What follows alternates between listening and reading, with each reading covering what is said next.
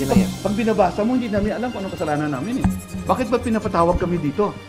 Hindi pa rin alam hanggang ngayon ng Sunshine Media Network International o SMNI kung ano ba talaga ang mga nalabag nila sa kanilang Certificate of Public Convenience o prangkisa. Ayon sa kanilang mga abogado, nangangapa sila kung ano ang isasagot sa show cause order ng National Telecommunications Commission o NTC. Kaya naman, muling nagtungo ang SMNI sa NTC kaninang umaga at naghain ng motion for Bill of Particulars. Hiniling ng broadcast company sa ahensya na tukuyin at idetalye ang mga naging violation nila. Nagot namin yung show cause order. Ang katanungan dito, ano bang kasalanan namin? Itanong ba namin kay Madam Auring ito o kay, bago na ngayon, no, Hans Kua? Kasi hindi namin alam eh. Sabihan nyo kami kung anong kasalanan namin. Indicate nila ano yung mga violations namin para ma-prepare namin yung mga kasagutan ng alleged violations.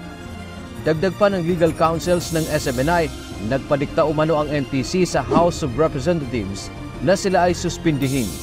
Ayon naman kay NTC Deputy Commissioner John Paulo Salvahan, maglalabas sila ng pahayag hinggil dito. Samantalang pagkatapos sa NTC ay nagtungo rin ang mga abogado ng SMNI sa Movie and Television Review and Classification Board o MTRCB. Dalawang bukod na motion for reconsideration ang kanilang idehain, kaugnay naman ito sa suspension order ng MTRCB laban sa dalawa nilang programa. Ito ang gikan sa masa para sa masa ni dating Pangulong Rodrigo Duterte at Laban Kasama ang Bayan, kung saan host sina Lorraine Badoy at Jeffrey K. Celis. Nais ng SMNI na baliktarin ang naunang desisyon ng MTRCB na sila ay suspindihin sa loob ng 28 araw. Nagugat ang suspensyon sa umano'y pagpapakalat ng maling impormasyon at pagbabanta ng mga host ng dalawang programa. Ang kanilang argumento ay nalabag ang karapatan sa pananalita at pamamahayag.